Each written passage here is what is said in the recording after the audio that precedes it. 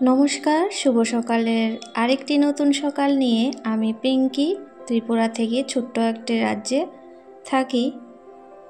সাধারণ একজন গৃহিণী, সাধারণ আমার কাজকর্ম এসব নিয়ে আমার ব্লগ ভিডিও।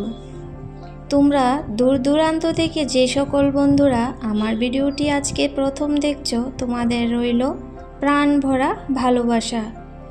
আর ভিডিওটি শেষ পর্যন্ত অবশ্যই জুড়ে থাকবে। যদি ভিডিওটির কোনো অংশ ভালো লাগে তবে অবশ্যই একটা লাইক করে দিও।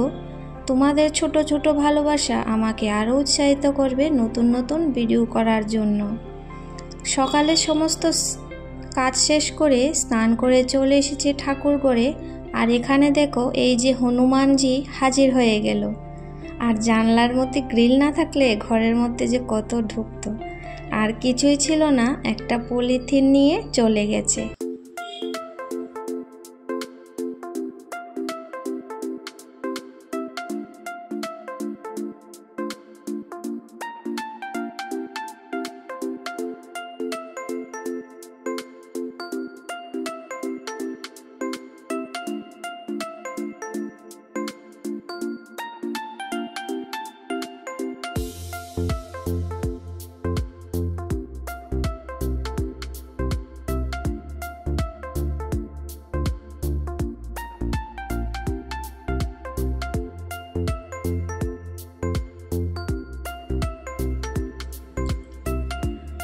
তো ভিডিওর মধ্যে প্রতিদিন সকলের মেসেজের রিপ্লাই দেওয়া হয় না, বলা হয় না। তো বলতে গেলে অনেকটাই দেরি হয়ে যায়। তো বাংলা টু আরবিক সৌদি আরব থেকে ভাইয়া সবার ভিডিও দেখে সবাইকে ফুল ওয়াচ করে ওই দিন বলেছিল যে দাদি যান আমার নাম নিলে না। তো সকলের ভিডিওতে দেখি উনি ফুল ওয়াচ করে সবার পাশে থাকি। যারা এখনও যাওনি অবশ্যই সেখানে ভিজিট করো। আমার এসএস কিচেন দিদি ভাই, টিয়া রান্নাঘর, শিল্পী বোন, রেহান ব্লগস, মামুনি, তো সবাই আমার পাশে থেকে আমাকে ফুল ওয়াচ করে, ফুল সাপোর্ট করে। আরও আছে অনেকে, আমিনা রান্নাঘর। তো সব কিছু তো সবসময় মনে থাকে না, তো যেগুলা মনে আসে এডিট করার সময় সেগুলাই বলি। তো ওইদিকে কিন্তু আমার পুজো দেওয়া কমপ্লিট হয়ে গেছে। আর এখানে এসে হচ্ছে নাস্তাটা বানিয়ে নিচ্ছি। তো দুইজনের জন্যই বানাচ্ছি। বড় ছেলে টিউশন চলে গেছে, তো আমি আর ছোট বাবু খাবো। তো বলছে যে ডিমের অমলেট করে দাও। তো ঠিক আছে, করে দিচ্ছি। ডিমের অমলেট ও খাবে, তার সঙ্গে আমিও খাই। আর সত্যি কথা বলতে গেলে ডিমটা কিন্তু আমার একদম পছন্দ না, মানে না পছন্দ হলেও একটু একটু খেতে হয়, তাই আর কি। তো সকলে এ পর্যন্ত আমার সাথে জুড়ে আছো দেখে আমার খুব ভালো লাগলো। তো তোমরা সবাই এভাবে আমাকে সুন্দর সুন্দর কমেন্ট করো, আর আমি সবার পাশে সবসময় এভাবে থাকবো। তো জীবনটা আমাদের এরকমই। আমাদের ডিফেন্সের লাইফে যাদের পরিবারের থেকে কোনো পুরুষ, মানে আর্মি, সিআরপি, টিএসআর এসব যদি চাকরি করে অনেকটাই দূরে থাকে, তখন পরিবারের সকল মানুষের অনেকটাই কষ্ট। আর তাই বলে আমরা কিন্তু সেই সব উৎসব, আনন্দ, ফুর্তি সব কিছুর মধ্যে মেতে উঠতে পারি না। তো জানি অনেকের কাছে এটা ন্যাকামো হতে পারে, কিন্তু বিশ্বাস করো, যারা এভাবে থাকে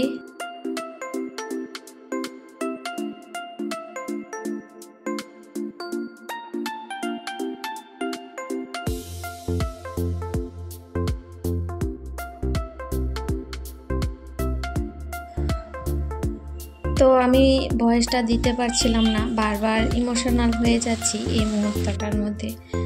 তো এটা অনেক পরে আবার ভয়েসটা দিচ্ছি।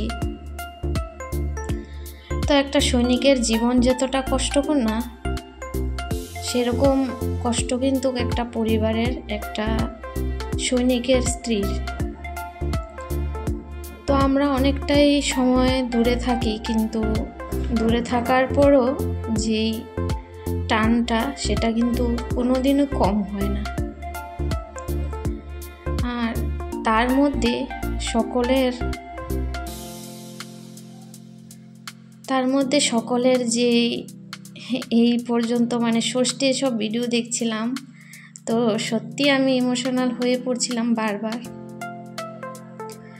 তো কিছু করার নেই।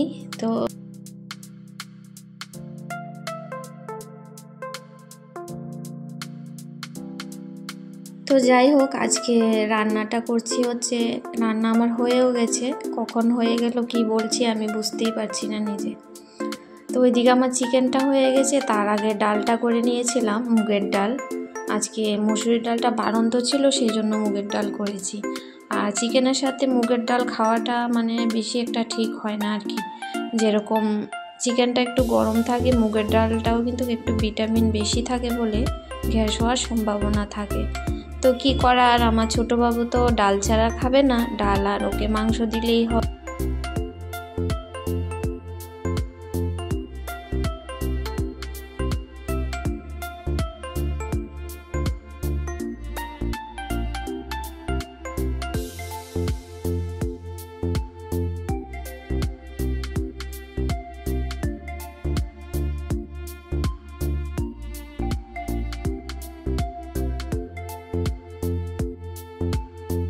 তো আজকে আরেকটু আনন্দ লাগছে, সেটা হলো আরেকটা নতুন অ্যাপ মানে ইনশট দিয়ে আমি আজকে নতুন আরেকটা ভিডিও মানে এডিট করছি, সেটা দেখে অনেক ভালো লাগলো। তো অনেক চেষ্টার পর আজকে করতে পেরেছি। তো কিছু একটা নতুন করে যদি করতে পারি না, মনটায় কিন্তু অনেকটাই আনন্দ হয়। তো এখানে আমার রান্না বান্না সব কিছু কিন্তু কমপ্লিট, তারপর সব কিছু পরিষ্কারও করে নিয়েছি। আর এখানে গরম যেহেতু, একটু জালি দিয়ে ঢাকনা করে রাখলে অনেকটা সময় ভালো থাকে, না হলে গরমের দিন খারাপ হয়ে যায়। আর এখানে দেখো 10টা বাজার 5 মিনিট বাকি, আর এখন কিন্তু আমি দৌড়ে কাপড়টা চেঞ্জ করে নেব, কারণ বাবুকে আনতে যেতে হবে। তো যেদিন যেদিন স্কুলে যায় এরকমই। আর একটু মুখ দর্শন করে দিলাম, যা অবস্থা ঘেমে। আর আয়নাটা বেশি একটা ভালো না, সেই জন্য পুরনো হওয়াতে দাগ পড়েছে। আর কিছুই না, শুধু শাড়িটা চেঞ্জ করে নিয়েছি, শাড়িটা পরে নিয়ে দৌড়ে চলে গেলাম। তারপর বাবুকে নিয়ে এসেই আমি বাথরুমে চলে গিয়ে মানে কয় বালতি জল ডাললাম, কারণ এতটা গরম লাগছিল, মানে আর সহ্য করতে পারছিলাম না। তারপর বাবুও স্নান করলো, তারপর হয়েছে একটু রেস্ট করে তারপর ভাত খেয়েছিলাম। 10-15 মিনিট বসার পর ভাত খেয়েছি, ওকে ভাত দিয়ে তারপর শুয়েছিলাম দুপুরটায় কিছুটা সময়। তারপর বিকেলবেলা উঠে যে কাপড় চোপড়গুলো ধুয়েছি সেগুলো এখন ভাঁজ করব, সাথে ঠিকঠাক করে নেব ঘর দুয়ারগুলা। তো প্রিয়াঙ্কা তপুব্রত ব্লগস, তিথি ব্লগস, তারপরে শিবানীস লাইফস্টাইল, ওরাও কিন্তু খুব সাপোর্ট করে সবাইকে। যারা এখনও যাওনি সেখানে যেতে পারো। আর ইউটিউবটা এরকম জিনিস, আমরা কিন্তু সবাইকে যদি ফুল সাপোর্ট না করি, অন্তত একটা ভিডিওতে 3 থেকে 4 মিনিট হলেও দেখে আসার দরকার। না হলে এত কষ্ট করে যে ভিডিওটা বানাই আমাদের কোনো কাজে লাগবে না, শুধু ফাঁকি দিয়ে যাব একে অপরকে। তো শুধু এটাই বলি না, শুধু আমাকেই দাও, যেখানেই যাবে অন্তত একটা মিনিমাম সময় দিয়ে আসবে, কারণ যে ভিডিও বানাচ্ছ সেও কিন্তু বুঝতে পারো কতটা কষ্টকর।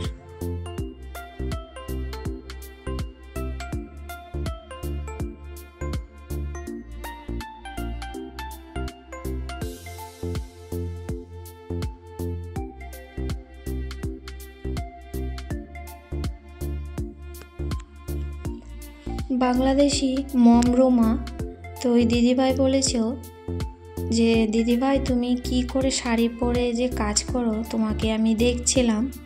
তো শাড়ি পরে কাজ করাটা সেটা একটু কষ্টকর এখন। আগে যেহেতু সব সময় পরতাম তখন কিন্তু এতটা মানে সমস্যা হতো না। আর এখন নতুন করে যেহেতু পরি আবার, তো মাঝে মাঝে পরি, সব সময় তো পরি না। আর আমাদের জাতীয় পোশাক তো নাইটি হয়ে গেছে বলতে গেলে, সব সময় নাইটি পরে ভিডিও বানানোও ভালো লাগে না। তো কি করব, গরমের মধ্যে পড়তে হয়। তো আমাদের এখানে আগে থেকে কিন্তু নাইটি পরা, চুড়িদার পরা এসব ছিল না। এখন নতুন করে যেহেতু একটু পরছি সেই জন্যই পরি আর কি। তো যে সকল বন্ধুরা এখন পর্যন্ত আমার বকবকানি শুনেছ, যদি কোনো তোমাদের ভুলভাল বলে থাকি তো তোমরা কিন্তু আমাকে অবশ্যই ক্ষমা করে দিও। তো আজকের ভিডিওটি এখান থেকে বিদায় নেব। কেমন হয়েছে অবশ্যই কমেন্ট করে জানিও, আর যদি ভালো লাগে একটা লাইক করে দিও, আর কোনো নতুন বন্ধু হয়ে যদি চ্যানেলটিকে ভিজিট করো অবশ্যই সাবস্ক্রাইব করে পাশে থাকার অনুরোধ রইল।